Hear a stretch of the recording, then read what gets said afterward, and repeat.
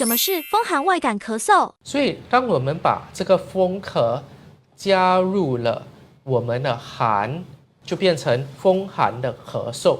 所以，外感风寒的咳嗽就是咳声很重，它喉咙这个部位一定会痒。很痒。寒的话就是白色，然后如果是热的话就是黄色。